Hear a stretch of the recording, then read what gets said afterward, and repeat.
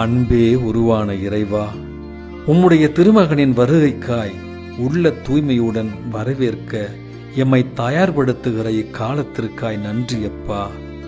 இவ்வுலக கவலைகளினால் துவண்டு விடாமல் எமது இதயங்களை உம்முடைய திருமகனின் வருகைக்காய் நல்ல மனமாற்றத்துடன் நற்செயல்களுடன் வரவேற்க வரம் தாரும்.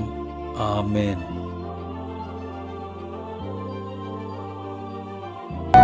அன்பே உருவான இறைவா, உம்முடைய திருமகனின் வருகைக்காய் உள்ள தூய்மையுடன் வரவேற்க எம்மை தயார்படுத்துகிற இக்காலத்திற்காய் நன்றியப்பா.